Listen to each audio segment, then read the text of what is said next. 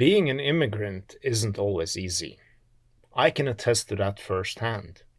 After moving to America, I remember thinking, I'm not a grown up anymore. I'm a child. I'm not able to do grown up things, such as driving. Even going to the grocery store was kind of hard. I didn't know what kind of grocery store to go to. And when I got there, I didn't know what to buy. I didn't even know the English word for cilantro. Was it coriander? Like in Norwegian?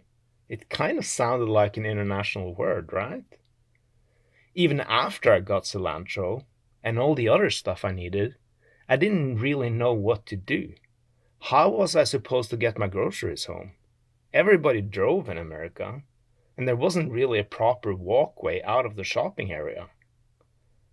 The next day, after the grocery store, I had to deal with DMV, SSN, W9, and a lot of other grown-up abbreviations I'd never heard about before. But still, I'm a man of the 21st century. I had a phone, and I Googled my way out of the misery. Now, let's turn back the clock and imagine how confusing it must have been for the first Norwegians who arrived in America 200 years ago. They didn't have smartphones. They didn't even know the language. And they knew next to nothing about this new country. And the things they did know didn't necessarily apply here. Farming was different out here. Everything was different. My name is Fredrik Kalstveit, and this is the second episode of the podcast 200 Norwegians, and the second chapter of the saga on Cleng Peerson and the Sloopers. In this episode, you'll hear about how terribly bad it can go when you don't know what you're getting yourself into.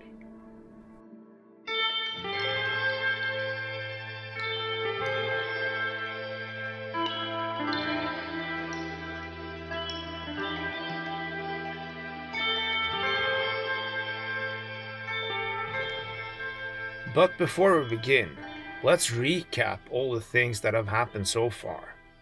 In the last episode, I told you about the uprooting from Norway.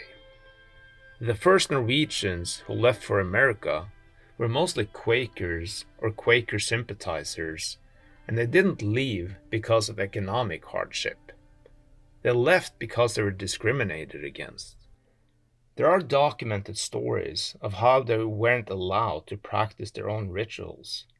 They weren't even allowed to serve in the military or to hold certain offices, and most of these restrictions were imposed by the state church.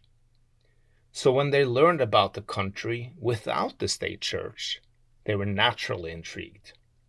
They sent 2 scouts to America to take a closer look, and one of these scouts was Cleng Peerson. Cleng spent several years in America, and when he returned, he encouraged his friends to go as well, among them his sister Kari, whom I mistakenly called Anna in the last episode. Sorry about that. Anyway, the Quakers and the Quaker sympathizers took Kleng's advice and left. And what a voyage it was. Go back and listen if you haven't already. And now, 98 days after leaving Norway, the Sloopers are sailing into New York. The reason I'm calling them the Sloopers, by the way, is that they are sailing a sloop, a single-masted sailboat. They were so out of place when they arrived that people gathered to see them. A local newspaper even ran a story on them. The story, which appeared in the New York Daily Advertiser, had the telling title, "A Novel Sight." In the article, the journalist praised the captain's courage for crossing the Atlantic. Then the journalist went on to comment on how strangely the Norwegians were dressed, especially the passengers from the countryside. Those who come from the farms are dressed in coarse clothes of domestic manufacture, of a fashion different from America, the article reads. Imagine that. You arrive in a new country and someone writes about how oddly you're dressed.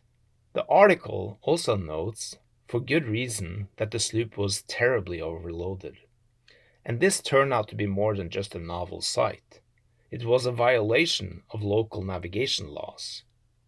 The American Steerage Act of 1819 permitted no more than 2 passengers for every 5 tons of a ship's tonnage. Restoration had almost twice as many. In fact, the passenger limit was exceeded by 21 people. For this reason, the ship owners were fined $150 per person exceeding the limit. This amounted to $31.50, a hefty fine, and the sum that would be worth more than $100,000 today. And that wasn't even the worst of it. The sloop was also confiscated, and Lars Olsen Helland, the captain, was thrown in jail. Cleng Peerson was waiting for the sloopers at the harbor. He had been the one to advise them to buy a small boat and sail it to America. He had also suggested they could sell the boat upon arrival. It sounded like a pretty good plan, and money from the sale would be their seed money. But now the plan had failed, and Cleng didn't really have a backup plan. Luckily, he wasn't alone. A man named Joseph Fellows was there with him. Fellows was a Quaker land agent, the same agent who had sold Cleng the land in upstate New York. And Fellows was also very well connected. He reached out to everyone he could and secured legal assistance. Shortly after, a formal petition was sent to the Secretary of Treasury. The case actually went all the way up to President John Quincy Adams. Quincy Adams was not a Quaker himself, but he sympathized with some of their causes, especially their opposition to slavery. Was this the reason why he ultimately granted the sloopers a pardon? We don't know, but he certainly did. The official document granting the sloopers pardon was received on November 15, 1825. At this point, Cleng could breathe a sigh of relief, but that didn't mean his master plan was back on track. Here is Kirk Meese, whom you might remember from the last episode.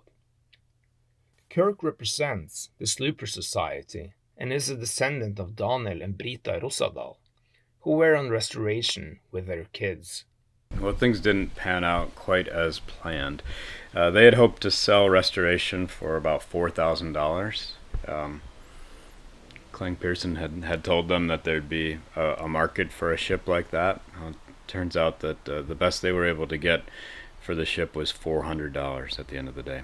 And they had also brought a lot of Swedish steel on board as ballast. They put it in as ballast in the boat, but there wasn't much of a market for that Swedish steel either, and Cleng had told them that there would be. So I'm sure that maybe their faith in Cleng Peerson may have been beginning to waver at that point, but they continued on to Kendall, New York, to discover what Cleng Peerson had for them there. The sloopers' trip to Kendall and upstate New York was adventurous and also kind of historic. The Erie Canal had just opened, and after traveling up the Hudson River, they passed through it. They went by flatboats designed for freight. These flatboats were pulled by horses walking along paths on either side of the canal. This journey must have been sluggish, but maybe they were okay with it. After all, they got to see some pretty cool stuff, such as the canal itself, which had an intricate system of locks that allowed them to traverse different elevations. I'm pretty sure they hadn't seen anything like that in Norway at the time. There were also festivities celebrating the canal's opening. One of the highlights was a flotilla of canal boats sailing eastward. A vessel called Noah's Ark carried exotic animals from the Midwest. On board were 2 fawns, 2 eagles, a bear, and various other animals in cages. On board were also 2 members of the Seneca tribe that was supposed to be showcased to the general public in New York. Speaking of the natives and the Erie Canal, Let's take a moment here to understand where we are, both historically and geographically. The areas surrounding the Erie Canal were originally inhabited by the Haudenosaunee Confederacy. This alliance included the Seneca, Cayuga, Mohawk, and other nations. These nations had been under massive pressure for a long time, but their situation worsened after many of them sided with the British during the Revolutionary War. In the aftermath, they were driven out of large portions of their land, and the construction of the Erie Canal was in some respect a consolidation of this land grab. The canal was built along old waterways, many of which had long been cultivated by the natives. This land was attractive, it was fertile and good for farming. The British and the Dutch settlers had therefore already snatched up most of it. Only less farmable areas were still up for grabs. The Sloopers were headed toward one such area, Kendall, along the shores of Lake Ontario. This land was beautifully located. There were fish to be caught in that lake and game in the forest. The forest also provided timber. Yet, the Sloopers were off to a rough start. Well, they arrive in Kendall late October, and so it's obviously far too late to grow any crops to get them through the winter. That ship has sailed, and but what made it even more difficult was Cleng had told them that there would be at least 2 cabins to be able to live in for the winter, and turns out there was just one small cabin. So the first thing they had to do was to begin building another cabin, and then they did that. The Norwegian writer Alfred Hauge has written several books on the Quakers, both fiction and non-fiction. In his novel, he describes their arrival in Kendall as a great disappointment for the Sloopers. In fact, one of them was so appalled by the sight of just one cabin that he knocked Cleng to the ground. Whether this actually happened or not, we don't know. But if it did, you could kind of understand his anger. The reason I'm referencing a novel here is that we don't really know what went down when they first arrived in Kendall, or what really happened that first winter, for that matter. There aren't many written accounts of that first winter, and it seems like they couldn't or wouldn't write diaries or letters back home. They were too busy surviving. Well, they had a very tough winter, but they all survived, but not without the help from the local people who were surrounding their community in Kendall, and the local Quakers in upstate New York and especially in Rochester helped them financially as well. And not just financially, probably even as much or more help came from just offering them food to get through that first winter. They couldn't have done it without that help, that's for sure. And it was pretty cold as well. Oh yeah, upstate New York is very cold winters and a lot of snow, and so they had definitely had their share of hardships that first winter. That must have been pretty miserable most of the time. And people listening to this might think that, oh, okay, they came from Norway. They were probably used to the winter, but they weren't really used to this kind of... No, winters along the coast of Norway and winters along upstate New York are going to be much different. Upstate New York winters are going to be much harsher, much colder. A significant amount of snow is going to fall, and combine all of that with the fact that they were just unprepared. They had very few resources, so they didn't have the money. They were relying on others to help feed them. They didn't have the housing to keep them warm. Really, they had to build what they could, but it must have been a very tough winter. Cleng Peerson was the one who often sought help. This caused a rift among the Sloopers. Despite their struggles, the Sloopers did not desire pity. In his book, Jesse Hart Rosdahl suggests that Cleng even went as far as begging for food and clothing. "We don't need it, we're okay," the rest of the group declared. But they probably did need it. They simply couldn't support themselves. And it wasn't like all their problems went away when the snow melted either. Farming was very hard in Kendall because of the oak trees. There's huge forests of old oak trees that had been there for hundreds of years. And of course, clearing that land to farm was going to prove to be very difficult. And there were a lot of great things about that land up there. It was immediately adjacent to the lake. There was a stream flowing through the properties, so they had plenty of fresh water. They had the ability to fish and things like that. But clearing the land, they had visions of farming, and so they were going to have to clear that land of a lot of big oak trees, and that was very, very difficult. The Kendall colony also lost some of its most resourceful members in the summer of 1826. Lars Larsen Geilane and his wife Martha left for Rochester. This was probably in the cards from the get-go, as Geilane was a carpenter and a boat builder, not a farmer. And there was surely demand for boat builders in Rochester after the Erie Canal had opened. But before we let Lars Larsen Geilane and Martha leave, we should give them a proper farewell. Lars Larsen Geilane was important, not only for this group, but also in this story.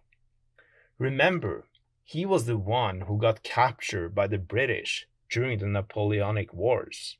He was the one that spent years on a prison ship, where he was first introduced to Quakerism. He was also the one that later introduced his friends to Quakerism. You could also say that he was the true leader of the group during the voyage to America, more so than Cleng, who was the pathfinder, not the leader really. In fact, you could argue that Lars Larsen Geilane was the real father of Norwegian emigration to America, not Cleng. So why am I letting him go just like that? A part of the reason, which isn't a very good reason, is that Lars Larsen Geilane was almost too good to be true. Within a few years in Rochester, Larsen Geilane made enough money that he could build a large two-story house. This house turned into an immigration station for Norwegians heading west. Larsen Geilane and his wife went above and beyond to help other Norwegians. There are numerous accounts of them providing food and shelter for Norwegian immigrants. They even helped their countrymen finding employment. This makes Martha and Lars Larsen Geilane important in Norwegian immigration history. But neither of them are as multifaceted as Cleng, who also like to help people, but often help people in a rather unhelpful way. There is a Norwegian idiom equivalent to promising someone the moon and the stars, å love noen gull og grønne skoger. The literal translation is to promise someone gold and green forests. And that was exactly what Cleng had promised the Sloopers. And here they were, in a forest that was so dark that it came to be known as the Black North. As I said before, we don't have many letters from the early days, but in a letter that was written later, one of the Sloopers, Henrik Hervik, wrote, quote, "We came to this place in the forest. We were all poor, and none of us could speak English. When we arrived, most of us became sick and discouraged." End of quote. Living in a small, confined space was of course fertile ground for diseases to take hold. And the forest was damp in the summer, and nearly all of them were struck by malaria fever. The first death occurred in the summer of 1826. Tormod Madland was the one who passed away, leaving behind his wife and 3 daughters. Within the next few months, 5 more died. One of them only a year and a half old. 2 others 7 and 8 years old. As if that wasn't enough, there was also a devastating fire that consumed many of the Sloopers' belongings. It broke out in the cabin where Cleng's sister Kari lived. According to Rosdal's book, the fire didn't just take furniture and belongings, it also destroyed some of the money they had received from their Quaker friends.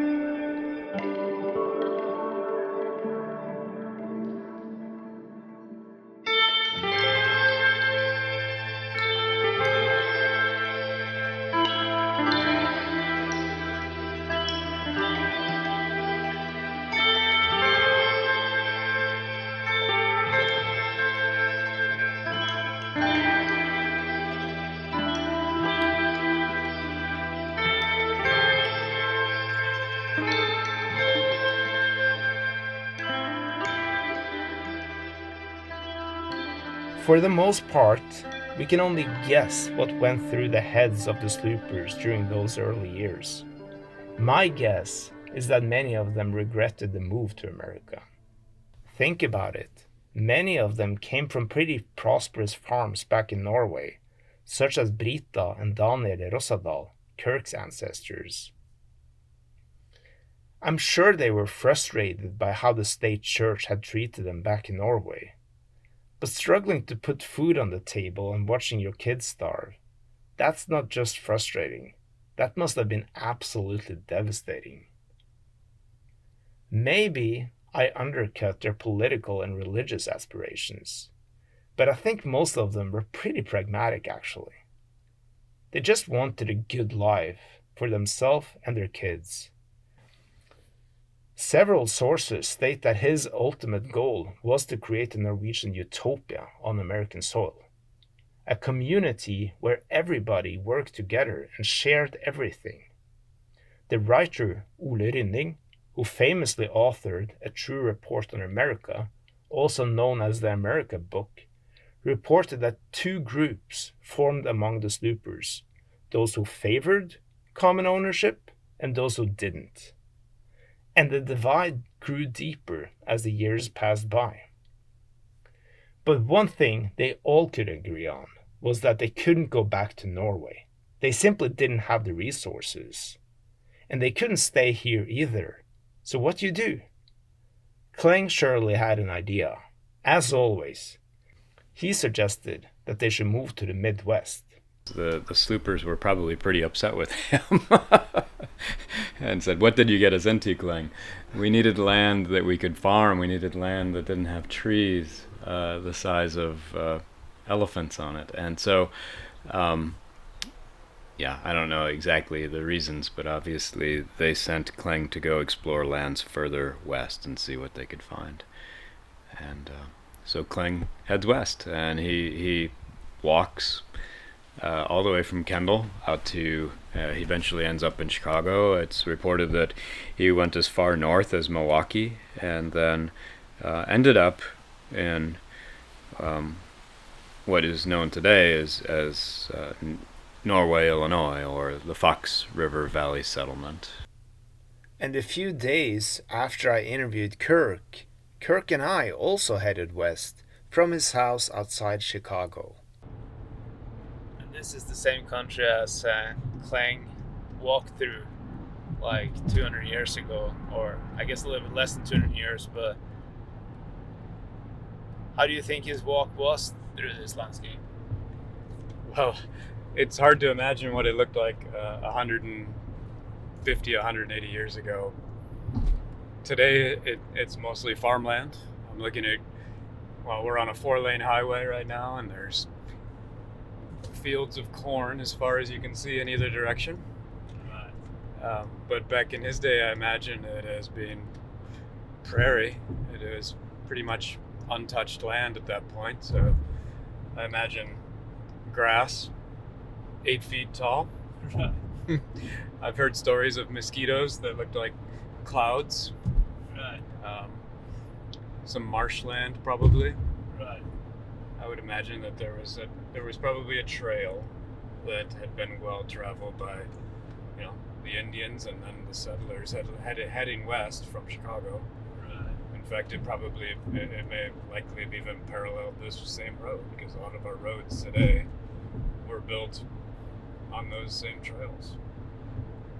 And while we're at it, talking about Chicago, Native Americans, and what have you, there is also a folk tale about Cleng Peerson meeting a native land agent. According to this tale, Cleng bumped into the land agent near Lake Michigan. The man liked Cleng's pipe and deerskin jacket.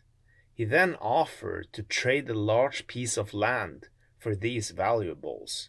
However, Cleng was unimpressed with the land, so he declined the offer. What he didn't know was that this land would later be known as downtown Chicago. But ignorance is bliss, and Cleng walked on. Well, the distances that Cleng covered on foot just amaze me today. I mean, I love taking long walks, but Cleng pretty much defined, he set the standard for long walks, I would say. At some point, Cleng arrived in Fox River Valley. One night he slept under a tree, and he had a strange dream that night. In his dream, he saw the prairie transformed into fields of golden crops. There were also fruit trees and great herds of cattle. This was a vision, he thought to himself the next day. A message from above. On our trip to Fox River, Kirk showed me the place where the dream allegedly took place. That this is the spring where he had his dream. So we're at right now what is now the Norway Cemetery in Norway, Illinois. So many of my ancestors, the Rossadals, are buried Daniel. there. But that's a later That was a later, yeah. And it's reported that back in the woods there, which we could go explore later, that's where the spring is, where Cleng Peerson had his dream. His biblical dream. His biblical dream that this was the place.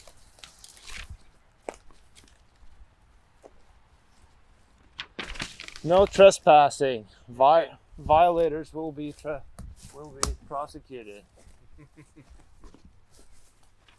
Good thing that sign wasn't here when Cleng. I want to believe that this was the tree. I know he had a tree, the dream under a tree. Yeah. So why not this tree? Yeah, it could be. How old do you think this tree is? This tree would be. It's a maple tree. They grow pretty quickly, but you know. Maybe like this tree could be 200 years old. Yeah. Okay. Although back then it would have been much smaller. Right. So maybe this isn't the tree. We might not have found the right tree, but Cleng had found what he was looking for, and arguably what the Sloopers were looking for as well. It looks like pretty good farmland out here. It does. How would you describe it for people that haven't seen it? I would say there's a open prairie as far as you can see. No trees. Relatively flat land. The soil has never raised a crop before. It's just very fertile soil that has done nothing but raise prairie grass for the last millennium. So. And we're standing here now in July, and it's still pretty green and lush. There seem to be plenty of water around here. I mean, like we passed the creek, and also other waterways. Right. Yeah, the Fox River is not far away. Mm-hmm. Obviously, the Fox River settlement, that's where they got its name. So you have fertile soil, you have plenty of water, and you also have access to lumber, because we're literally standing in the middle of a forest right now. Right. So, and I think at the time too, they were making the Illinois-Michigan Canal, which was going to provide a way of getting your crops back and forth between here and Chicago. Mm-hmm.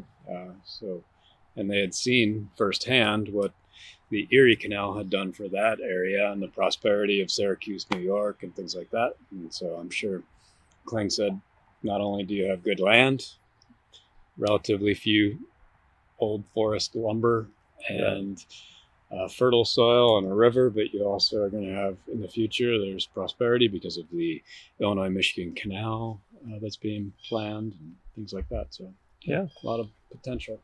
Shortly after the dream, Cleng staked a claim and returned to Kendall.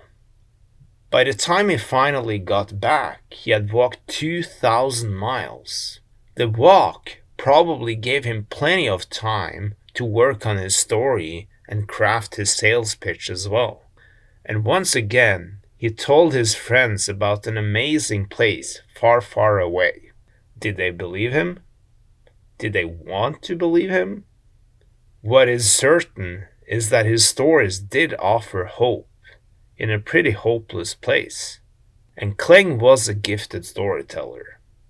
There are in fact many stories about him telling stories, and they all depict him as a man that people would gather around, young and old, and although they didn't always believe everything he said, they always listened. This time around, it does however seem like they'd both listened and believed him.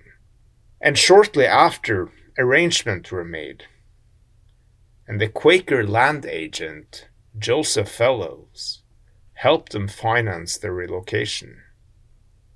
And in 1834, the first group of 6 families sold their farms and moved west. So it turns out that life in Norway, Illinois was pretty much as Cleng had described it. It was a very fertile land that had very few trees to clear, and so they were quickly able to till the soil and grow wonderful crops. And my grandfather, although he's passed, I grew up spending summers on his farm, and I can remember that soil as being so rich and dark, even after 100 years of being tilled. I mean, it was very rich and fertile soil for growing crops, and it still is today. So they were able to actually enjoy prosperity in Norway, Illinois, and their farms were prosperous, and they grew their farms and they grew their families, and many of them are still there today and very successful in their farming. In Kirk's opinion, the prosperity the Sloopers experienced in Norway, Illinois wasn't only a game changer for them, it was also a turning point for Norwegian immigration to America on a larger scale. The Sloopers were the first organized emigration from Norway to the United States, and they wrote letters home in the ensuing years and told them about the land and what life was like in America. And so in their footsteps, during the next 100 years, over 800,000 Norwegians left Norway for the United States. So that's, I think, during that time, that would have been about 1/3 of the population left Norway for America.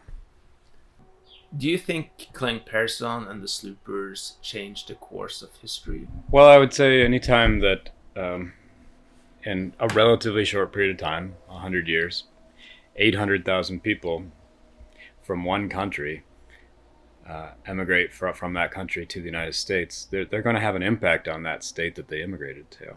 And certainly you could say that for the Norwegians. The Norwegians, especially in the Midwest, but really throughout the entire United States. I mean, they settled all over the United States, as far west as Washington State, as far south as Texas.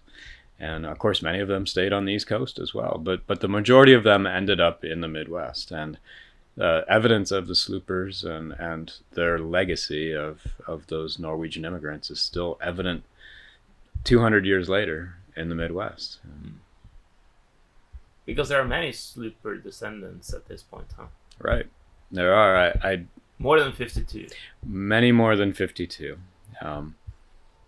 It'd be difficult for us to even estimate how many Slooper descendants there are today. But certainly number in the tens of thousands. During our visit to Norway, Illinois, Kirk and I stopped by the local church, now converted into a Norwegian museum, filled with wooden trolls and other artifacts from the old country. Some of the locals remain deeply connected to their Norwegian heritage. Hey, my grandmother had this, 40,000 Swedes ran through the reeds chased by one Norwegian, I heard that growing up. And one thing that was so exciting to me was we went one of our trips to Norway, and Rolf's cousin, it was a Sunday afternoon, and he said, why don't we take a ride? And so we were always interested in that because it was such a pretty country. And we drove a couple miles in, and we went to this house, and Oyvind went to the door, and they were talking, and then Oyvind came back and said he wants us to come inside.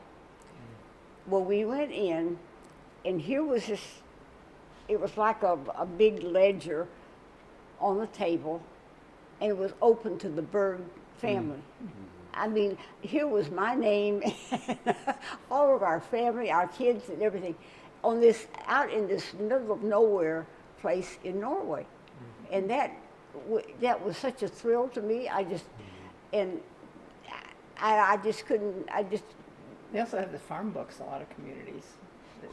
You've probably heard of those, the farm books, yeah. Yeah. Because I know I found the one for the Berg Farm area and Berg Church area.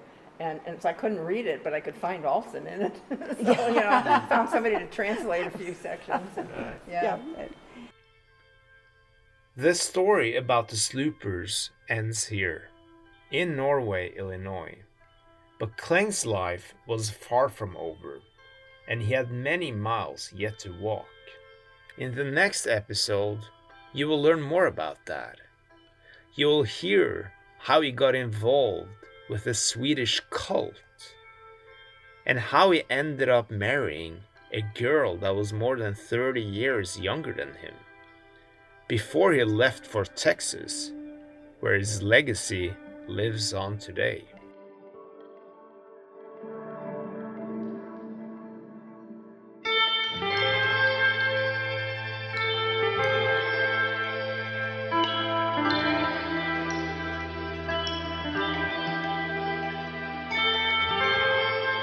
My name is Fredrik Kalstveit, and this episode was made in conjunction with Vesterheim Museum and with the support of Norway House Foundation out of San Francisco. The music that you hear in the background was made by Jan Skoglund.